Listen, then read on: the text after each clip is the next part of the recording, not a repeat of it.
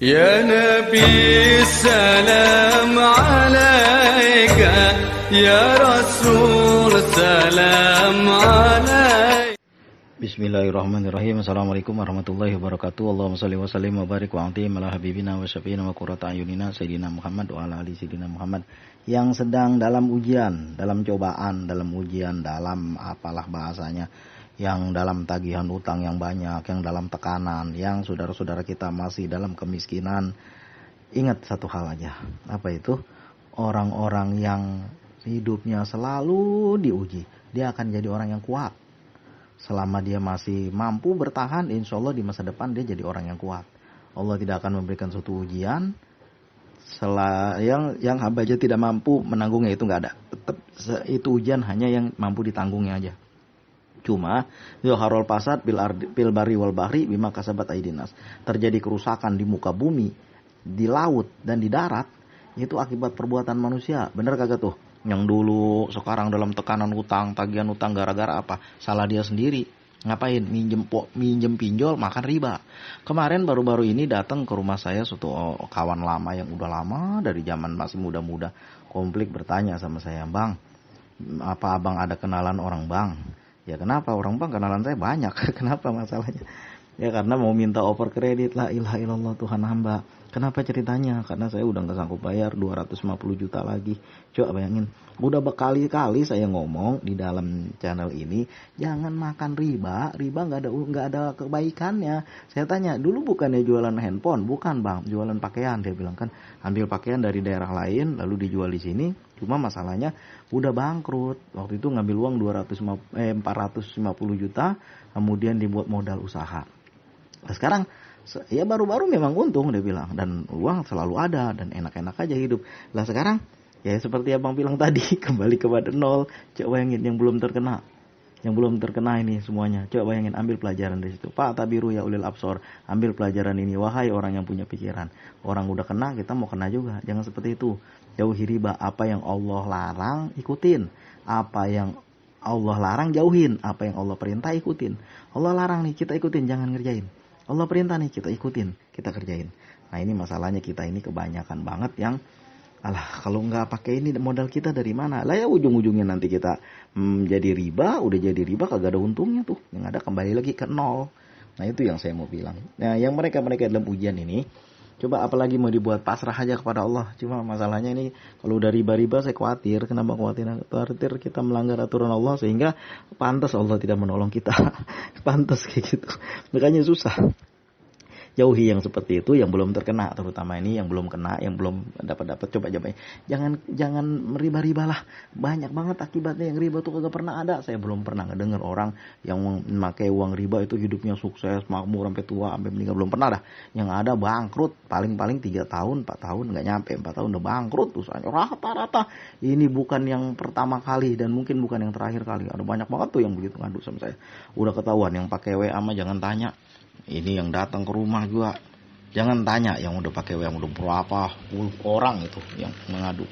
Ustadz ini susah banget ini gara-gara tagihan apa sebabnya? Ya gara-gara itulah riba modern. Riba modern, jauh itu semua. Jangan seperti itu. Wa halallahul bai'a wa harrama riba. Walaupun cuma sedikit tapi berkahnya ada. Jangan banyak, ujungnya nanti jadi minus. Senang kita kan, wah senang banget, apa-apa bisa mudah, apa-apa gampang, ujungnya jadi minus, membahayakan kita di masa depan. Ya buat apa? Kayak orang akhirnya apa ya kalau riba itu, kayak orang dalam cerita-cerita yang sering kita dengar, cerita misteri itu. Kayak punya babi ngepet, begitu pun dapat begitu kan, duit dikasih banyak, dapat duit banyak, kemudian setelah itu dia dimakan sama tumbal sama setan deh. Cerita dongeng seperti itu kan, itu juga sama. Tadi kasih duit, ujungnya kita nggak mampu bayar, diambil lah rumah kita, barang kita, ini kita itu, kita kembali jadi ke nol lagi, jadi terhina kita di dunia akhirat. Nauzubillah min dzalik. Jangan seperti itu, jauhi yang seperti itu. Sedikit-sedikit asal berkah, alhamdulillah. Makanya kan jalin silaturahim dengan siapapun, insya Allah jaga amanah orang. Kalau dikasih kepercayaan, jaga.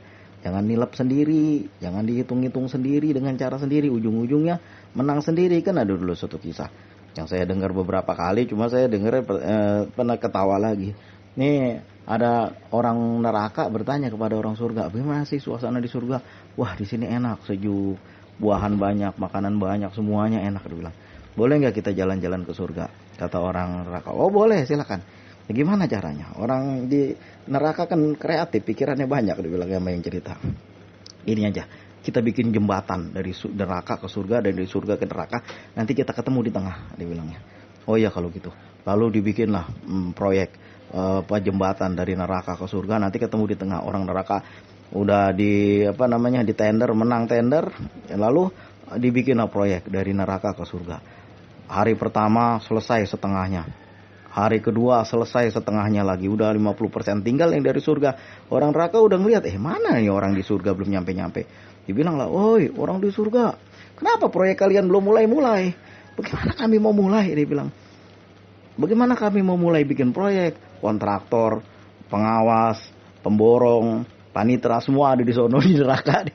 Jadi di sini kagak ada siapa-siapa, jadi kagak ada yang bisa bikin. Yang ada cuma para menghafal Al-Quran doang. Allahumma sholli wa sallim wa barik wa azim ala habibina wa syafina wa qurrata ayunina sayyidina Muhammad wa ala ali sayyidina Muhammad. Itu cerita anekdot, cuma ya saya rasa kagak terlalu salah juga. Makanya kita jangan sampai ngalal-ngalalin sesuatu yang Allah udah haramin. Dulu saya punya satu kawan, yang ini kan bisa, ini diambil duluan. Yang penting kan kita begini begitu, walau dalil ini dalil itu dipaksa sama dia, ujungnya kita akhirnya makan riba. Ujungnya apa? Kita belakangan hari kita menjadi nelongso, jadi susah. Agar apa? Yang sesuatu yang dibilang sama Allah duluan, jangan ini, pasti bahayanya ada untuk masyarakat, untuk umatnya, untuk hambanya. Dibilang sama Allah, kerjakan ini, keuntungannya mesti ada untuk umatnya. Orang yang bikin, yang ngasih undang-undang, yang ngasih petunjuk, makanya juga aman. Kalau misalnya kata kayak Haji Jainuddin MZ, mobil Toyota buatan Jepang dikasih petunjuk sama mobil buatan Eropa, ya kacau. Nah, begitulah kita. Mungkin begitu bahasa sederhananya. Undang-undang yang dibikin manusia diterapkan kepada yang ciptaan Allah. Ya, jadi pada kacau, pada ngalalin apa yang diharamkan oleh Allah. Termasuk riba ini kan ada untungnya banyak ini. Dapat cuan banyak ini. Ujung-ujungnya lu rugi di masa depan, bukannya hanya rugi, tapi malah jadi minus. Itu masalahnya. Dari itu jauhi riba. Gimana pun biar dikit-dikit juga. Yang penting kita kalau bisa banyak tapi berkah. Itu maunya. Jadi kita kita usaha di bidang kita mohon kepada Allah juga pakai sayap kanan. Itu doa. Malam kita berdoa, kita amalkan sedekah, kita amalkan sholat di tepat waktu. Sebelum waktu sholat kita udah bersiap-siap. Lalu amalkan sholawat dengan setia. Jangan kalau udah ada maunya baca sholawat ini sekian puluh ribu kali, nanti kamu akan dapat keuntungan. Begitu nggak dapat, udah mana-mana. Bener ini dibilang, kadang dia sendiri ketahuan banget karena ada maunya. Istilahnya apa disebut, wala tamnun tas taksir, jangan memberi ingin mengharap mendapat keuntungan lebih banyak, kan begitu. Apalagi zaman sekarang nih, memberi 300 ribu pengen dapat pengen dipilih, nah itu akibatnya jadi tamnun tas taksir. Mudah-mudahan kita selamat dari itu semua. Kita amalkan amalan kita sehari-hari, membaca salawat, berbuat baik, idkhorus surur, memasukkan kegembiraan kepada manusia, kepada kaum muslimin. Insya Allah ada berkahnya, ada pahalanya, ada kebaikannya. Usikum wa nafsi bitaqwallah. Assalamualaikum warahmatullahi wabarakatuh. Bismillahirrahmanirrahim. Assalamualaikum warahmatullahi wabarakatuh. Allahumma shalli wa sallim wa barik wa antim ala habibina wa syafiina wa qurrata ayunina sayyidina Muhammad wa ala ali sayyidina Muhammad. Yang sedang dalam ujian, dalam cobaan, dalam ujian, dalam apalah bahasanya, yang dalam tagihan utang yang banyak, yang dalam tekanan, yang saudara-saudara kita masih dalam kemiskinan. Ingat satu hal aja. Apa itu? Orang-orang yang hidupnya selalu diuji, dia akan jadi orang yang kuat. Selama dia masih mampu bertahan, insya Allah di masa depan dia jadi orang yang kuat. Allah tidak akan memberikan suatu ujian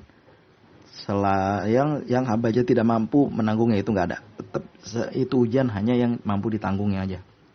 Cuma Yoharol Pasad Pil Bari Wal Bahri Bima Kasabat Aidinas, terjadi kerusakan di muka bumi, di laut dan di darat, itu akibat perbuatan manusia. Bener kagak tuh? Yang dulu sekarang dalam tekanan utang, tagihan utang gara-gara apa? Salah dia sendiri. Ngapain? Minjem pinjol, makan riba. Kemarin baru-baru ini datang ke rumah saya suatu kawan lama yang udah lama dari zaman masih muda-muda. Konflik bertanya sama saya, "Bang, apa abang ada kenalan orang bank?" Ya kenapa? Orang bank kenalan saya banyak.